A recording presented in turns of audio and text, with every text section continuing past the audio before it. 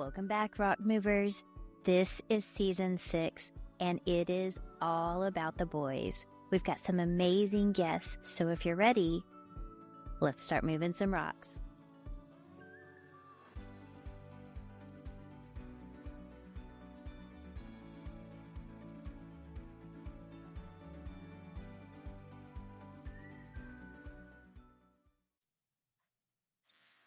All right, Rock Movers.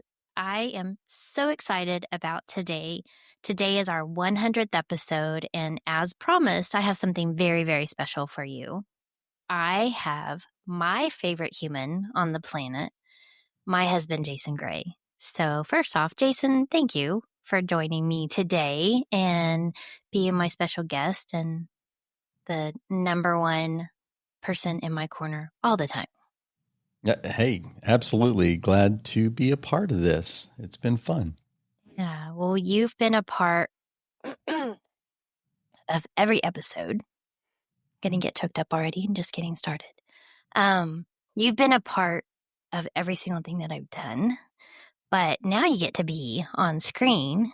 And gotta say, I'm a little scared what you're gonna say, first off. Yeah. You never know. And I can't wait for people to know a little bit more about you because you are always in the background. Mm-hmm. You are my unsung hero, the wind beneath my wings, if you want to quote Bette Midler. But you're the one in the background that's always made everything I've done possible. So I'm really excited to put you in the spotlight and to give you your flowers and your spotlight and your stage for a little bit on my platform so people can get to see you through my eyes, hopefully. And thank you to Larry Roberts, the Red Hat guy, for sharing his studio and letting you host the mic there. So if this looks familiar from the last episode, you're right, it is. This is actually we're borrowing Larry's studio for today. So, okay, where do we start this conversation? Because there's so much I want people to know about you. So, you grew up in West Texas. You and I will talk kind of a little backstory. You and I met in Fort Worth, worked together for a bit. You left, became a police officer. And you and I both went through life when we ran back into each other. And life was different for both of us. And we have really been this dynamic duo and inseparable ever since then. Yep, ever since. And I feel like we've lived 3 lives since then. But is that all? Yeah, I think that's maybe more. But you've moved a lot of rocks in your life. What has been the most influential challenge or rock that you've moved that has really made you who you are today? Man, that's a tough question because I don't know if there's any individual rock specifically. I think it's been a wheelbarrow full of different rocks that kind of made me who I wheelbarrow. am. I've never thought of it as a wheelbarrow. Right? Just think of a wheelbarrow full of a bunch of rocks, and I was carrying them all and pushing them around. So I carried in a bag. You carry your own wheelbarrow. That's so fitting. I did. You could call it a flatbed trailer, maybe. I don't know, but all the personal stuff, which however far you want to get into that, you can. Obviously there was a lot there between the ex and kids and things, and that was just on my side. And then we come together, and then we've got the exes and kids and all of it, trying to juggle all that and start a new family and a new relationship with all this just white noise on the outside, just trying to fight in and interrupt and get in our way. And we didn't let it. And then life happens, right? And we're doing different jobs and going down these paths, and then that changes, and now you're scrambling and rebuilding again. And I mean, what is singular rock? Man, there's not one. It has been multi-front battles, and they've all been very well worth it, obviously, because look at us, here we are. But no, I don't know if I could answer that with one thing. So I think the one thing that I have seen has been, and I don't know that you're seeing it as the rock that I am, but I know we've talked about it before, but the rock of adversity against us as a couple. Yeah.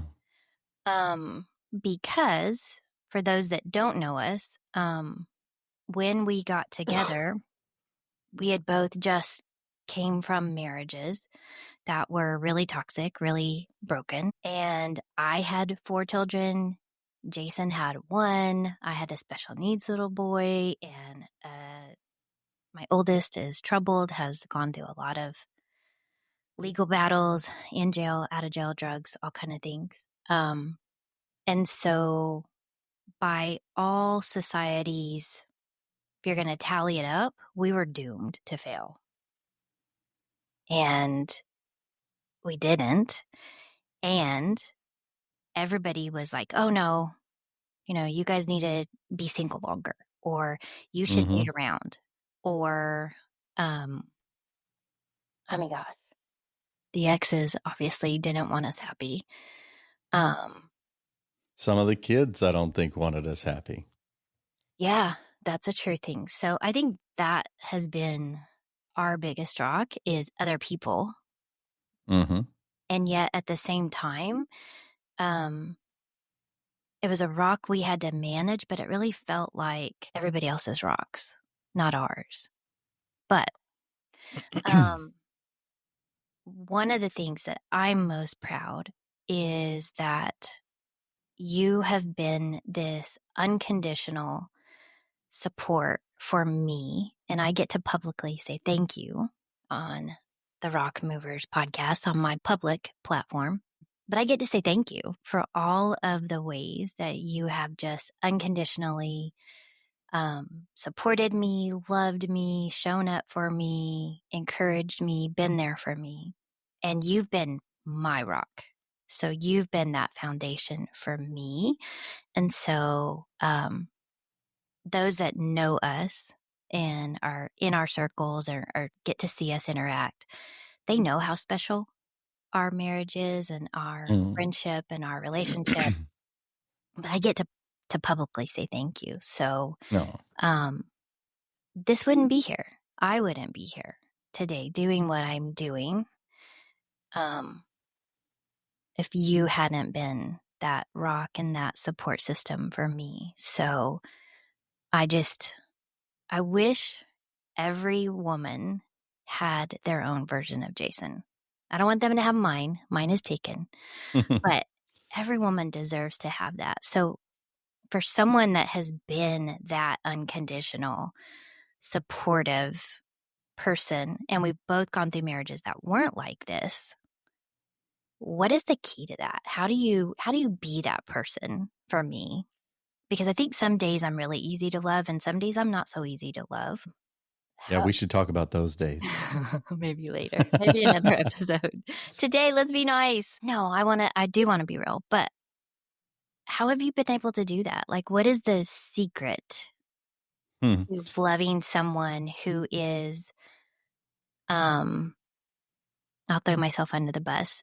Um, like helped me and walked with me through a lot of healing. So there have been days and moments where I felt very unlovable, where I was unlovable, where I was unreachable, where I was kind of in my own dark hole, going through my dark night of the soul or my shadow time or my healing time where I just needed distance and space, and sometimes just needed to cry, and sometimes I just needed you to hold me, and sometimes I just needed you to listen, and you're the man that wants to fix it, right?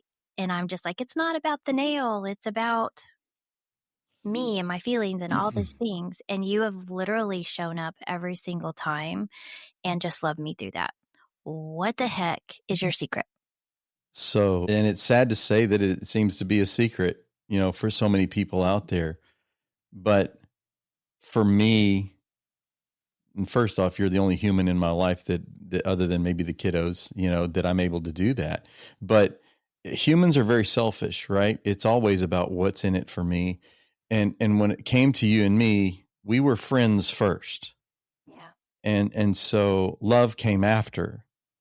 And so when you have someone who you love and is your friend, you the trick is making sure that you take all your selfishness and put it aside, because it's not about me. You take all of that, throw it away, and then when you make every movement, every thought, every plan about what's best for your partner,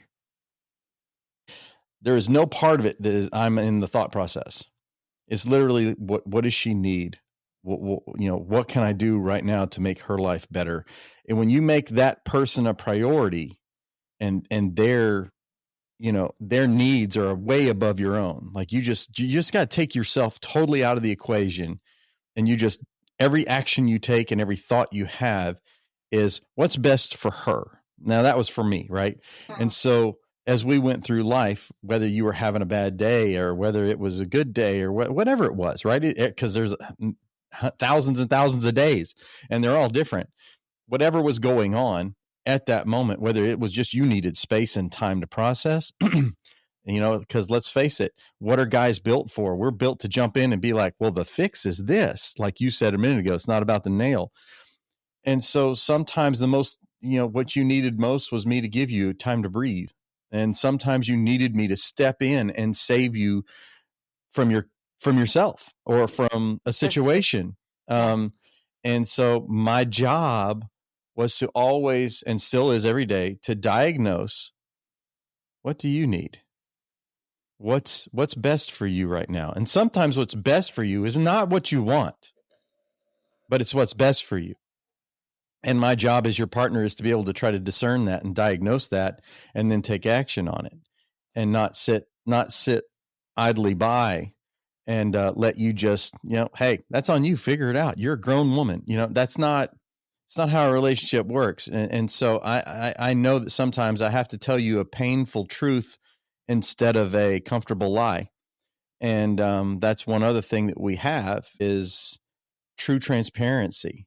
Um, and but the secret, and I'm going to tell this to anybody listening, whether you're man or woman, doesn't matter. It works the same both ways. You have to put you out of the box. Every action you take, every decision you make, every thought you have, when it comes to anything going on between you and your partner, they are your priority. And if you're with the right partner, they have the same thought process as well. When both of you are making each other a priority and taking you completely out of your thought process, you can't help but win. You can't help but be able to weather just about anything that comes your way.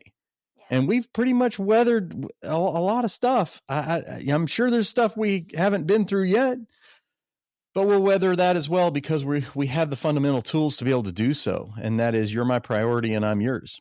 And it has nothing to do with selfish, or anything. It's all about just what's best for you. And there's no self gratification in there in any way whatsoever. It's literally, how can I make your day better? How can I make your life better?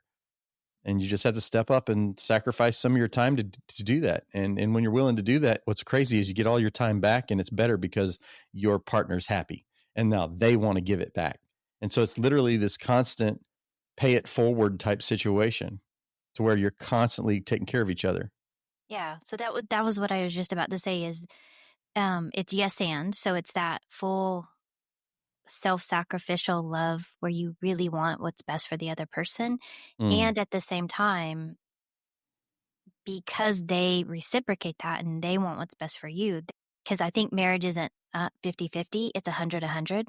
yeah, But it there are never is. moments when I'm giving 10 and you're giving the 190, and I'm doing me, I'm healing me, or I'm out working, or I'm traveling, or I'm knee deep in a conference or whatever it is, and you're having to pick up the slack. And then I feel like it goes vice versa when you're needing to recharge your batteries and do your things.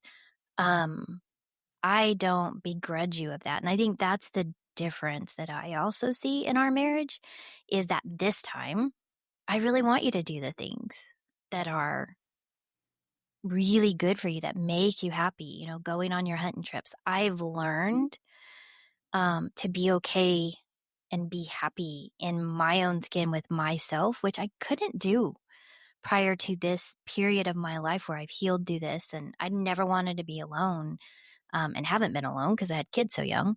But I have really just grown to this place where I love seeing you do the things that you love and, you know, encouraging you to go do those things when you can. The last few years, it's been few and far between because of work stuff. But, Mm.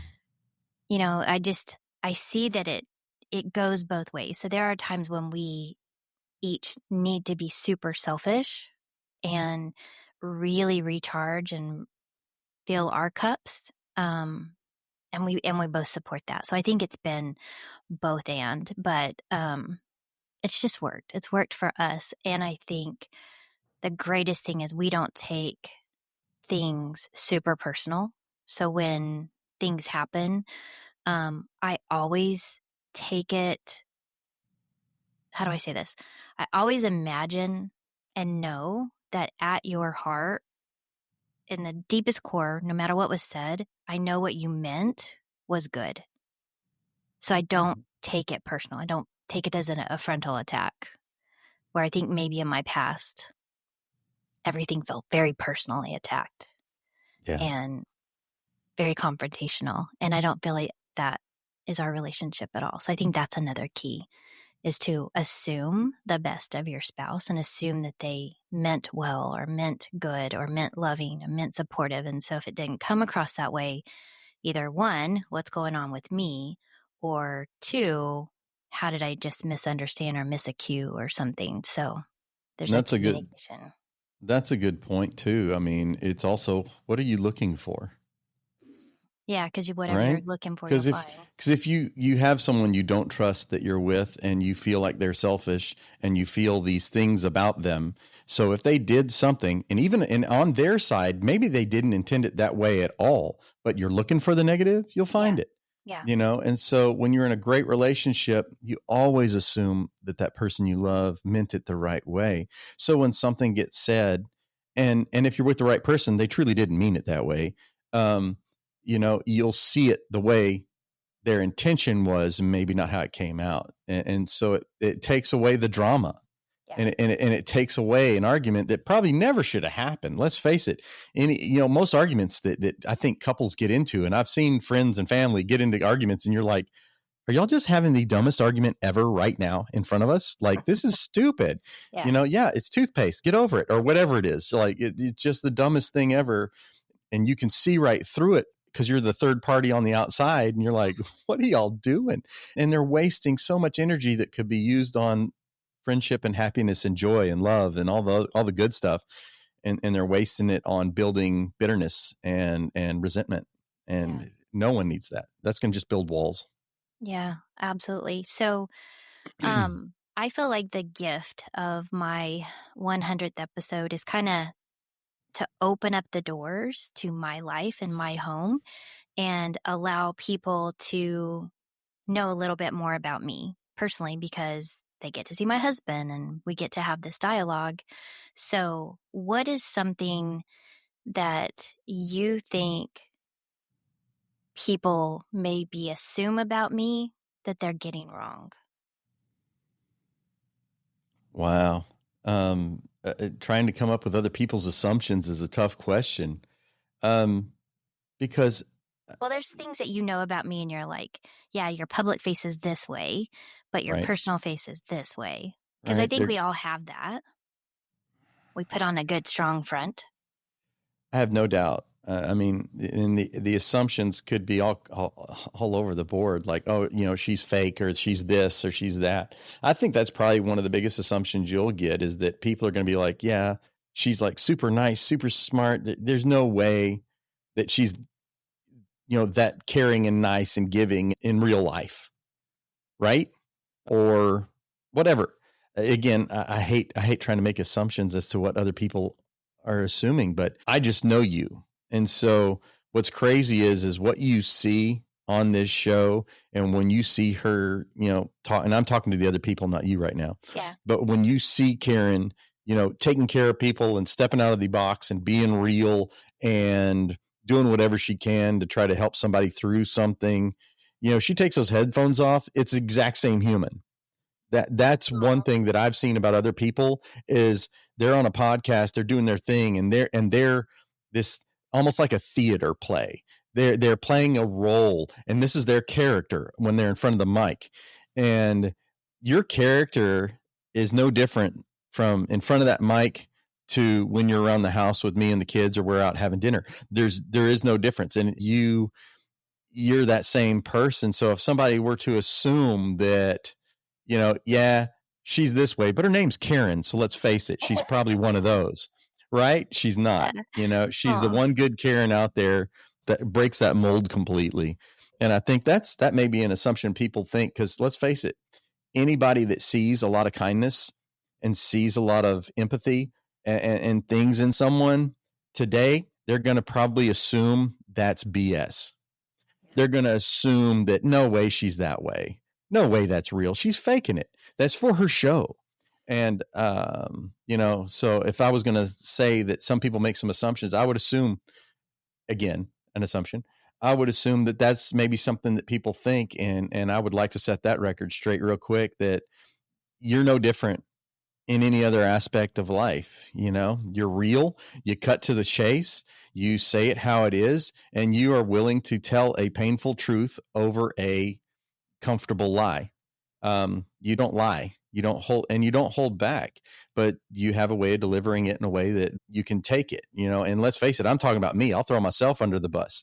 One of my biggest pet peeves is disrespect. I don't handle it well when someone comes at me verbally in a disrespectful manner. I don't. We all know it's not my thing. And you're able to tell me the hardest truths and call it straight as it is, and you're able to deliver it in a way that I'm just like, you're right, dadgummit, and I have no argument, and I don't take it personal. Now, granted, I love you dearly, so that's a big part of that, but it's true.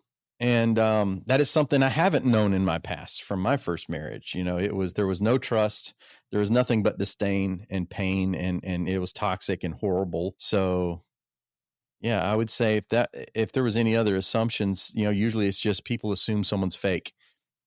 And I know you're exactly the same as in front of that mic as you are in the rest of the house when we're cooking dinner.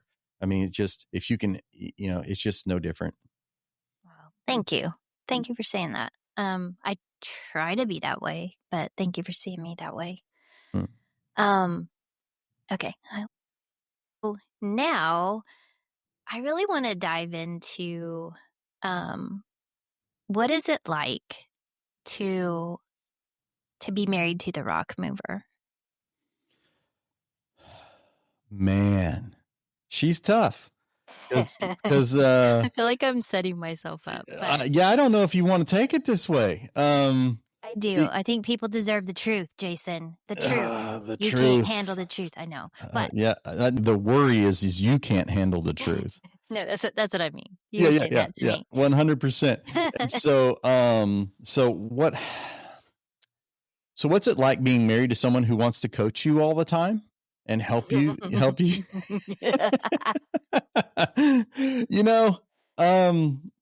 I'd love to deny and argue this point, but I cannot. No, you cannot, because when you are a coach like you are all the time, I mean, it's not because you trained to be that person. I think which I did. Which you did do, but I'm just saying you were that person before you got the accreditations. You were that person before the certificates. You were that person before the formal education.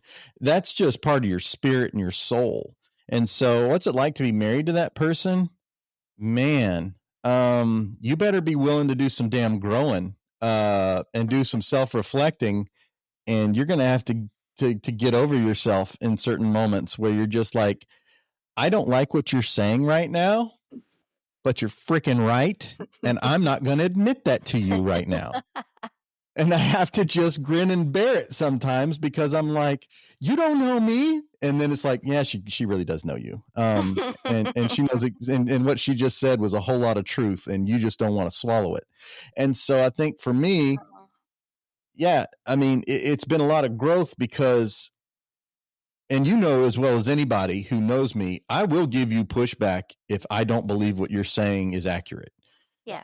I'm not a wallflower. And anybody who knows me knows, like, no. But living with someone who tells you the ultimate truth all the time and who is always trying to help you grow and get comfortable being uncomfortable has taught me so much in my life.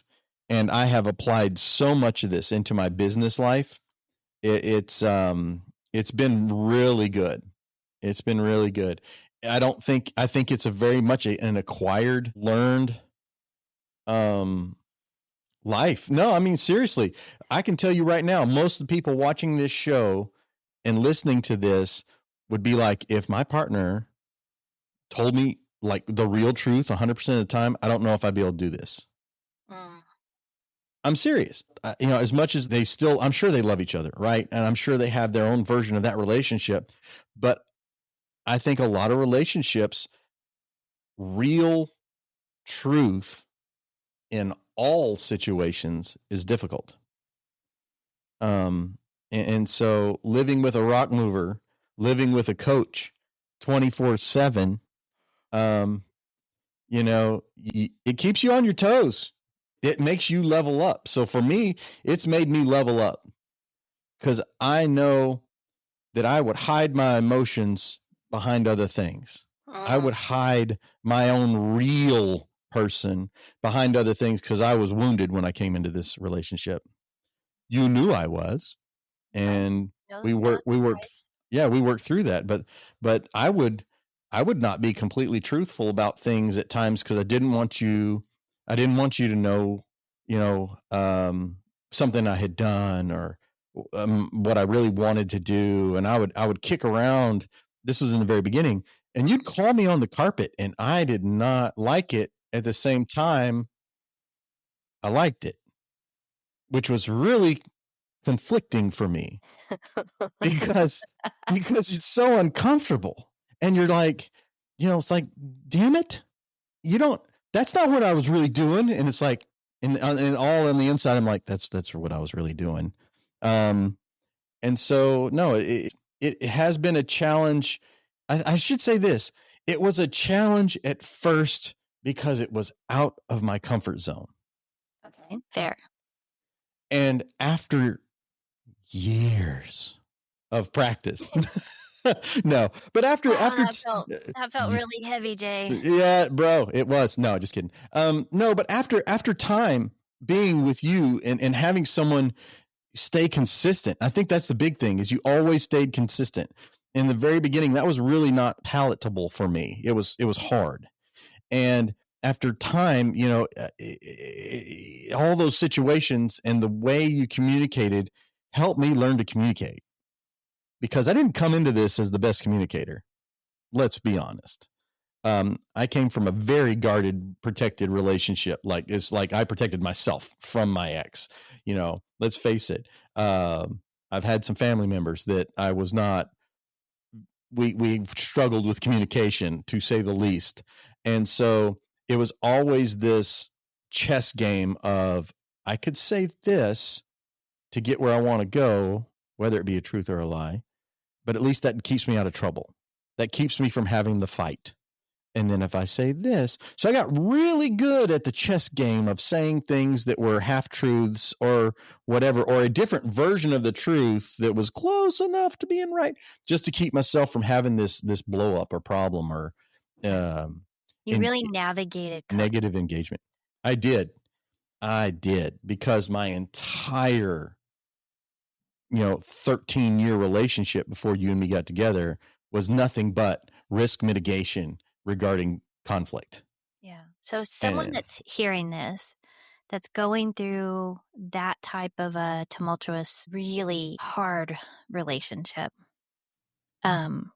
But they want to stay. They love this person. They want to find common ground and an ability to communicate. Maybe it's not exactly what you dealt with, but there's communication issues and they're navigating the conflict or Yeah. avoiding conflict. Bad's I think, bad.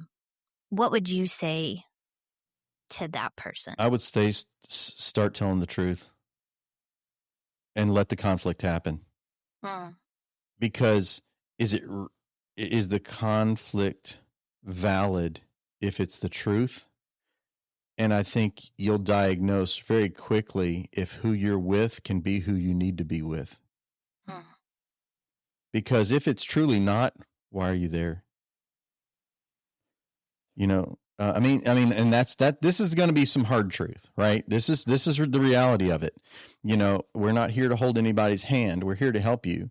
But at the end of the day, you the only thing we have between us is honesty and truth and humility. And I think if that's what Hard to you truly love someone if you're not loving yourself first and you can't be honest with someone else if you're not being honest with yourself so first. so that's where it begins. That's what I'm trying to Right. say is you have to just stop and start today and just be real. Just be honest. Tell it like it is. Now think about your words before you deliver the message, but take a moment and deliver the message in a caring way, because whoever you're talking to is probably someone you care about, right? Whether they're the right person for you or not, you care about them. I mean, there's a lot of people that we love in our life that really are not good for us. Right. So deliver the message in a way that's kind, but deliver the honest message. And I think it just starts with us. If we're going to be honest and try to level up, then it starts with you. You can't make them do it. Right. You know, you're 100%. not going to force them to do it. You're not going to change them. People are who they are. And the only way they change is they decide to. And so if you change who you are and you make it clear to them that you're going to change how you communicate going forward, I'm going to do this. Don't just blindly just change on them. Tell them, hey, I've been reading up on stuff. I've been studying things. I think this would be good for us. And going forward, to be fair, right? Going forward, I'm going to communicate in this way. And if something hurts my feelings or something bothers me, I'm going to communicate it. I'm not going to just hold it back and build resentment and then it blows up in these stupid arguments we're having. I want to get it out of the way right now, immediately, and we're going to move through it together. And I just want you to know, so when you see me communicating to you differently going forward, just know it's because I care about you and us and our relationship, and I'm trying to be a better man or better woman in our relationship. And there's nothing more you can do, right? You've communicated it. You've told them what you're going to do. If they're fighting you the entire way and unwilling to participate, that's going to tell you something. Yeah. And then you get to make the What's next choice. and then what you do with it is what you do with it. That's on you. But at least you can know going into it, I'm doing a better job for me. I'm growing. Yeah. I'm being a better version of me. And more honest, more 2.0. authentic. Yeah. Yep. Jason 2.0. Here we go. Yeah. And I think that's been the gift that we gave each other, was the safe place to land in becoming our authentic, truthful selves. Because in the past, um, couldn't be that honest self. And I think that was the place I came to before we got together, was that I couldn't not be me anymore. I couldn't live a life of people pleasing. I know that that's what happened.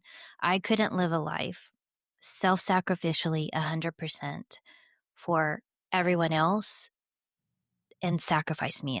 I was the expense that I Yeah. was, costing. So when we got together, I kind of drew a line in the sand and said, we can be friends, we can date, we can whatever, but this is me. Here's all my ugly. Here's all the good, the Yeah. bad.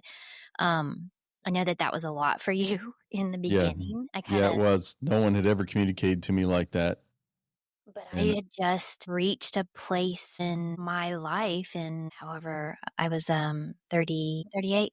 mhm. Um, so I just reached a point in my life, and after that divorce and things got so bad, it was just like I have to draw this line here, and it either works for me or it doesn't, and I'm okay either way. And I think when I got to that place, then I could let you be okay either way. And it just changed everything. And you began to show up for me in a way Mhm. that no one had ever done in my past. And I was like, okay, this is different. This is completely different. Really like this. But I'm willing to walk away or let him walk away if that's what he needs, because I care about him and his wholeness and his health and his happiness as much or more than I care about my own.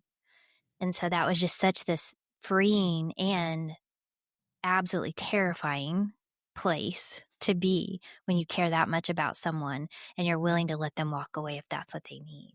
And I think Mhm. that's been this gift that we have that has made our marriage and our friendship and our relationship so absolutely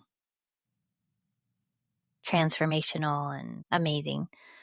So, Yeah, no one had ever talked to me like you did there in the beginning when we were starting to date and share a little bit of life together. I remember when you did it, it was just like who talks like this? Like for me, it was like I'd never experienced it ever. And so yeah, you discerned me pretty dead quick. I, And I think because I, the Lord knows I had my walls up. And yeah, when you did that, I pretty much just dropped them and was just like, this is definitely new. It's uncomfortable in a very good way, yeah, yeah. and So allowed for me to someone that's step out. listening to this and they've never been in a relationship that was like we're describing, how do you find that person, or how do you be that person that attracts that relationship? Because I have my thoughts on it, but I'd love to hear yours. Anybody looking for a relationship usually will find the wrong one. I think you've just got to go out there and care about people. It's kind of like the book you had me read, The Go Giver. Mm-hmm. Just go out there and take care of people. Just go out there and be that I love that you person. said the book you had me read. I give him books all the time, y'all, and podcasts. I'm constantly sending him, oh, I love this. You should listen. Oh, I love this. You should listen. So sorry. Back to life with a coach. Yeah. But I read the book, and it wasn't begrudgingly. I read No, the book, you and shared it with everybody. I Uh-huh. shared it with my entire sales team and all kinds of stuff, and a lot of guys really liked it. The very few that read it. But no, I think you have to go out there, and I very much believe in the energy you put out, it's the energy you're going to get back. Uh-huh. So if you are out there and you are deciding, look, I want a relationship with someone like that. I want that in my life. Yeah. If it's something you want in your life, you have to put it out there. You have to be that for other people. But don't go out there looking for a relationship like, oh, he's nice or she's nice or no, don't do that. Take it for what it is.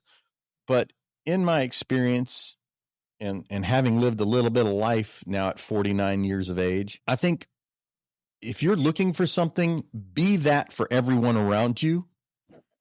And those who just pour back into you the same energy, you're running with the right folks. Yeah. If you're around a bunch of people and you're doing that and you're doing all this and you're trying to pour all that out and you're not getting it back from anybody in your circle, change your circle 100%. Yep. and surround yourself with people that emit that energy, with people who emit that personality, with people who actually are willing to do the same that you're doing. All right, now you're around the right people. And then in that new group of people that are giving that kind of energy back, you'll find your person. Yep. And I think that as we've grown, both of us, I'll grow a little bit and then you'll grow a little bit, and we kind of like keep pushing each other to grow and continue to develop. Um, we have outgrown some circles and we have outgrown some friends. Mhm. Not to say that we're better than them, we're just pursuing different paths and grown in different directions. But the thing I'm so grateful for is that we are growing parallel in the same direction. And I think Mhm. that's been something that's been critically important for our foundation. If you want to have a life with someone, you have to have someone that's willing to do life alongside of you I think of it in a like similar this. way. I like your train of thought. I think of it like this: life in a relationship like ours is Mhm. like a hike in the mountains. If you're going to go together, you have to be willing to grab each other's hands and you've got to go together. And it's going to be up, it's going to be down, it's going to be moments that suck and you can't get any air. There's going to be stuff, but you have Like the to time come in Estes Park in where I'm Estes like, Park. I'm just going to sit here. You go on. You go Exactly. on. And And then you went up a little. I'd crawl about 100 yards and then try to find whatever air was left and almost died. Yeah, I remember it well, but it's a great memory. But I think that's the visual I want people to understand is you've got to walk together. And there's going to be times where you're tired, you don't want to, you can't freaking breathe, or whatever it is. You're going to go through life. Life is going to challenge you. Life is going to give you pushback because there's going to be things that work against you. There's going to be a lot of people out there, other humans that don't like how happy you are now, and they're going to get in the way, and they're going to derail it because if they're not happy, they don't want to see you that happy. And you, again, those are the people that need to be out of your circle. Either they're going to get over it and grow over it and be better version of themselves too, or you've got to separate. But for me, back to that comparison it's a walk, it's a hike, it's however you want to, it's a trip together, but you got to go together. And and you got to commit to that and know that there's going to be parts of this hike that you're not going to like, but you got to keep putting one foot in front of the other with your bestie right there next to you, and y'all work it out. That's how I visualize it. So agree. Okay, so I've never flipped the script on a podcast, but I think for our 100th episode, I want to turn the interview mic over to you No to ask me pressure. questions. So, Great. um, and I'll be an open book. So, Mr. Rock Mover, Wow. Let the inappropriateness begin. No, just kidding. this is my Um, yeah, this is your big greatest fear come to fruition right now as you hand it over the mic. I think about Rock Movers and everything you've done and what you've been working towards and the people you've helped. I think I'd like to start in the beginning of that. What made you want to do that? What brought you to that idea of, hey, I want to do this. I want to coach people. I want to create a media outlet that I can connect and help people, and I'm going to call it Rock Movers. What made you start this? I think I've shared a little bit about this in pieces throughout the years because this is my 5th year, um, 6th season. But I started coaching in 2008 with my daughter Steph, video queening. So coaching on speaking and delivering speeches. I wrote speeches, and coaching just felt so natural. It was as easy as breathing to me. Like I just loved it, couldn't get enough of it. And it grew and evolved into other things, kind of took on a life of its own. I did pursue getting certification through IPEC and ICF and getting accreditation and all of that. And in the middle of that, completely changed careers because I started living a life of purpose. And then my financial career just didn't fit anymore. And thanks to you, I just drew a line in the sand and said, okay, I'm not going to do things that don't bring me joy or that feel so heavy and hard. So I went to work for the Cancer Society, working with the Cancer Society and coaching, and had this great 5-year plan that I was going to get certified and start building my full-time coaching practice. And then I would evolve out of working for someone else. And then the pandemic hit. And in the middle of all of this, I had joined Texas Businesswomen. And with our move to West Texas, I'm now representing the Cancer Society and Texas Businesswomen in the community. So I think we kind of described it as like I was a bigger fish in a smaller pond. So I got to be on the news a lot. I was a spokesperson, I just found joy in representing things that I was passionate about, and became a person in the community that, if people were like, hey, I need this, call Karen, she'll know. So I kind of became that person that was known as a go-to person to do things or to know things or to connect people. And I loved that. Like, that just lit my soul on fire. And then some things happened, and we decided to move back to Dallas, and came back here, still working for the Cancer Society, but it's a different group, and it just didn't feel as good. And then COVID happened. And so here I am trying to rebuild, rebrand, create a new life. Cancer Society's gone. I'm still in the final stages of the coaching certification, and have this group of women that I'm going through the cohort with. And one of them was Casey, who became my best friend. And she challenged me to start a podcast. And it was because I wanted to be a connector of women. And so we couldn't social network because of what was going on with the pandemic. So I created the podcast to create a network, and to give the women in my network a platform and an outlet. And when I was trying to think of what would I call the podcast, I was doing a speech to my Texas businesswomen about how life happens, and we pick up these rocks along the way that are really heavy. These things that are challenges and obstacles and traumas that happen to us. We can kind of observe those and move them out of our bag, and keep the things that we've learned that are for us. And our friend Leslie Martin was on that presentation. And when I said, yeah, we're moving these rocks from one bag, letting them go, she's like, #rock movers. And I was like, oh, that's it. So Leslie Martin, thank you for giving me my podcast name. That's where that came from. But it became more than just a name. It became something that I really resonated with as something that I do. So as a coach, I help people move their rocks. As a mom, I help my kids move rocks. As a wife, I help you to move the rocks that are in your way, the things that are stopping us, anything that's stopping us from being our most authentic version of ourselves, the things that are keeping us from loving ourselves and accepting and being and acting upon the things that we're here to do. I feel like are rocks, and I'm here to move them.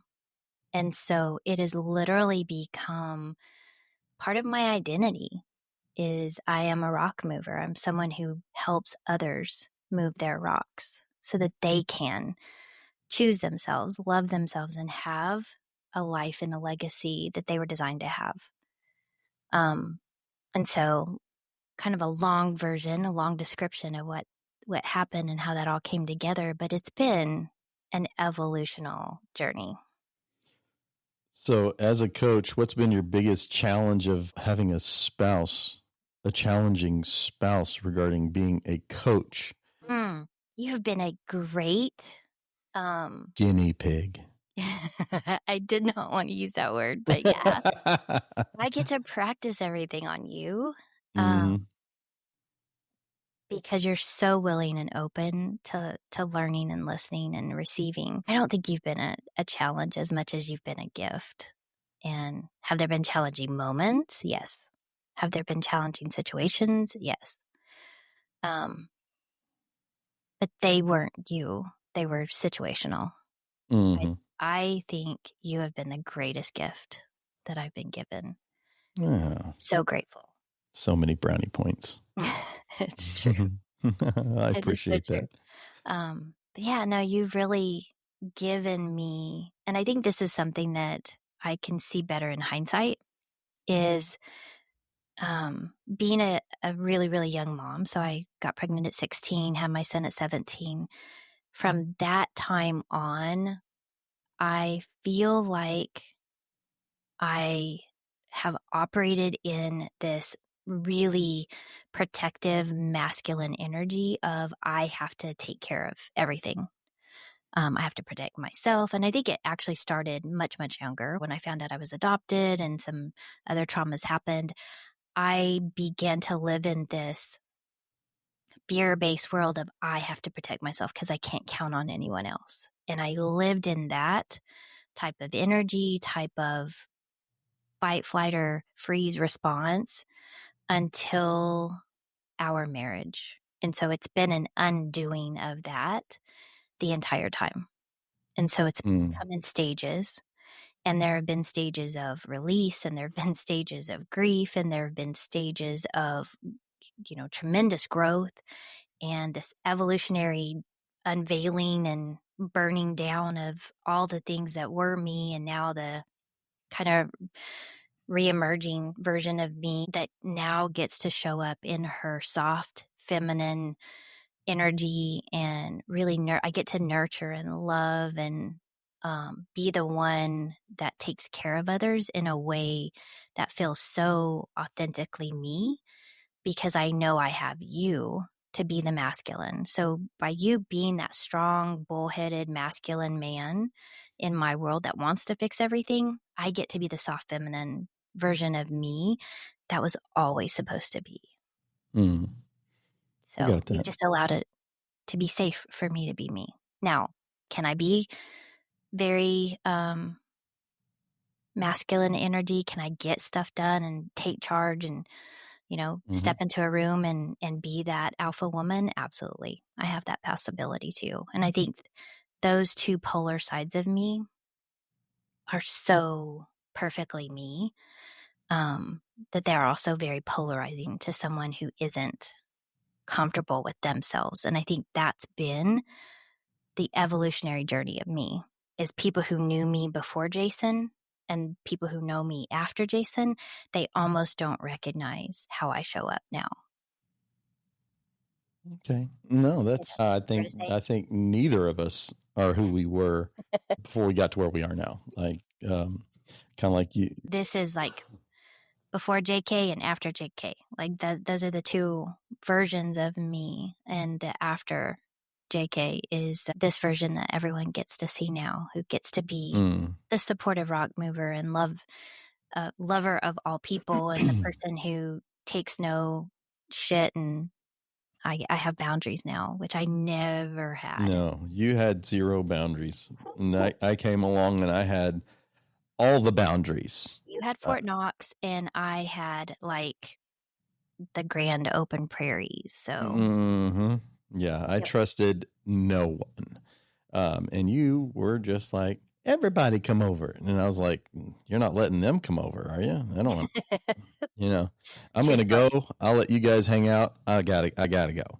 Yeah, yeah, it was interesting. We are very similar, but we are also very different. Yep. So as a coach, Yep. what is the what is the hardest thing for you to have to deal with as a coach? Because I can imagine there's a lot that comes along with that. And I'm not trying to lead you in the answer just because I'm thinking about it in my head, but what is the biggest challenge to try to do what you do? I'd say two things. One is for me personally, and this isn't coaching, this is me, my personal experience. Um, I'm so naturally gifted at helping people that I find it challenging to see it through the lens of monetary exchange. So I struggle to make people pay me for my coaching. Um, Okay. and that comes across in the way I say that too. So because I'm so passionate about helping people, those that can't afford to pay for coaching, um, that's my biggest challenge because I want to help them and I know that I can. Yeah. And so for those that can't afford to hire help, or they need help but they can't get help, that's probably one of my biggest challenges, is because I know I can help them. And I never want money to be the thing that keeps people from getting help. Yeah. And of course I've watched you go through all of this, and I would say there's one more thing to it too, Well, I'd love that to hear I've your seen, perspective. and it's just something out of your control, is how hard it is on you when you've tried to help someone who just isn't willing to help themselves. That's hard. That one's I've seen because it's like I'm doing the thing, I'm doing everything I can, and they're not ready or willing or a little bit of both um, to try. It's like they have no desire to be an active participant in their own success. They're like, I don't want to do that right now. I'm not comfortable being a better version of me right now, or whatever it is. I don't know. I'm trying to put it into words, but that's a whole nother caveat to it that makes it really hard when you're trying to help someone who just isn't willing to help themselves. Yeah, that you're so right. That has absolutely been something that's been hard to watch, hard to stomach, but at the same time, I'm also learning that Mm-hmm. I can't want it more for them than they want it for themselves. And so sometimes I have to be okay understanding that I've planted seeds and it's just not time for them to grow. And I know that we're each individually on our own journeys. And so I just have learned, or I'm learning, let me say that. I'm learning to let go and let God work on the timing. And whether it's not now, not ever, not me, I know that the things that I say and share, um, they're for a reason. And that maybe someone else will say it a different way and it'll bring back what I've said and then it will grow fruit or then Mm-hmm. it will, um, come to life and make a difference. So you're telling yourself more like, hey, if they're not going to do it now, at least I'm planting the seed, and hopefully that seed will grow someday. Yeah, And so you absolutely. can have solace in that. I'm finding solace in that because sometimes you just you can't do anything for people. And it's even harder when that person is someone you really care about. So they're, a close friend or a client Mm. that you've really become attached to or family. Those are even harder. And I think it's another reason why we can't coach. I mean, you and I support and coach each other, but I can't coach our kids, right? Because I'm also mom. And so they Mm. see me through the lens of mom, not the coach. Now, can I give them advice through the lens of a coach as mom? Yes.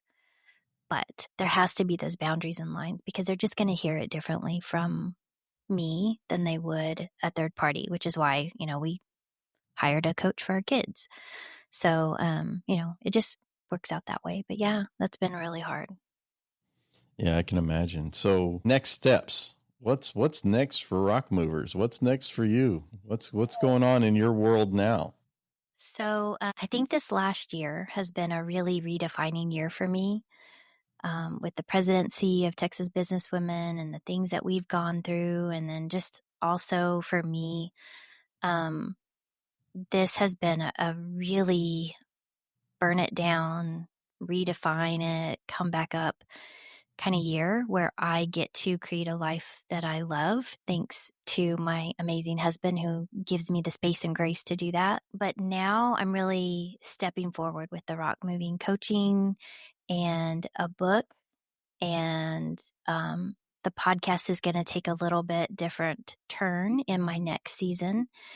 And I really am at a place where I don't feel like I have to explain myself or justify myself to people, which has been another part of my evolutionary growth.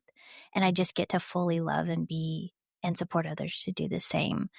And so the Rock Movers podcast and Rock Moving coaching is taking on more of a blended approach. So there'll be more coaching on the Rock Movers podcast.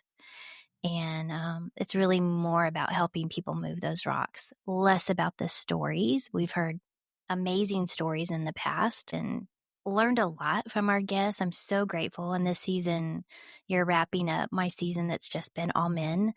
But next season is really going to be okay. We've heard about how to move the rocks. Now we're going to start moving rocks. And so it's really blending my coaching and the podcast together. Wow. Sounds like big plans coming. Big plans. I So feel like more guinea pig moments are coming my way. you are so correct. I knew it. I knew it. So He's I've had very, the hot very quiet. I know, right? I've had the hot mic for a little while.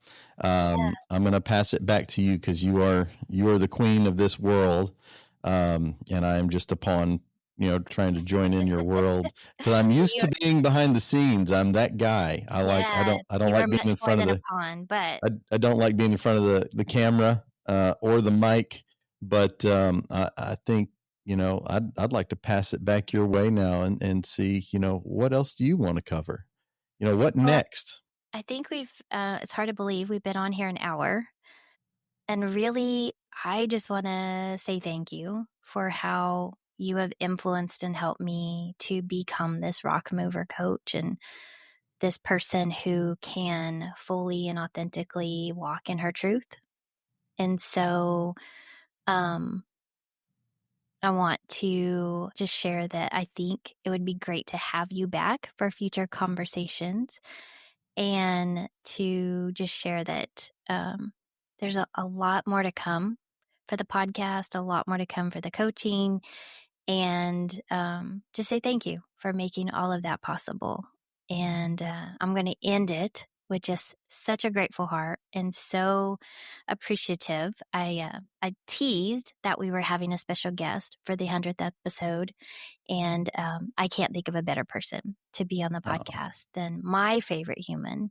And so thank you for being here and for asking the questions and carrying the loads and moving the rocks and all the things that you've done for me, for others, for those that I care about and love most, our kids, our grandkids.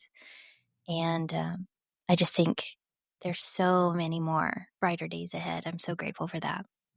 well, you're very sweet. I appreciate that. Thank you so much. You didn't have to So do that. I will give you your $20 bill in a little bit. all right. uh, Well, we're going to Thank you. wrap up this episode. I could go on and on. There's so many stories we have to tell, but I would love to know what people think. If they would love to see more Jason, love more insight into some of the things that we shared, because I think we really hit on some new topics. We've never talked about our marriage publicly. We've never talked about how, I Mm-mm. mean, I'm super happy. I always talk about you, but we've never talked. So I think that gave people a fun insight, but love to get feedback about that. So in the meantime, I'm just going to say thank you, thank you, thank you to all the rock movers who are listening to this podcast, who share it, who follow. Make sure you're subscribed so you get updates. But would love to get your feedback, comments, and then just say thank you. Thank you for being here with us for 100 episodes, for watching me grow, loving me through that, and being here on the next part of this rock moving journey. I'm so grateful. I love you. I love you. I love you. And just know you don't have to move the rocks alone. You have so many rock moving episodes to help you through it, and you have me. So keep moving those rocks, and we'll see you in the next season of the Rock Movers. Love you. Take care. Wow, wasn't today's guest amazing? I hope that you enjoyed them as much as I did, and I hope that you got something super valuable. And I also want to know, what are you getting from this? What would you like to see? What are future episodes? Who do we need to be talking to? Who has some amazing rocks that they want to share? And that's by sharing, commenting, and subscribing to the Rock Movers, and then following me over on social media. We want to stay connected. We want to be a part of your world, and I want to invite you to be a part of mine. If you'd like to book a call, go a little bit deeper into some of these topics, you can find a link to book that call on CoachKarenGray.com. You're always invited to join me there, and I can't wait to dive into deeper conversations with you. That's my way of giving back and saying thank you for being a part of our rock moving community. Until the next episode, or until we jump on the call, have a great day and keep moving those rocks.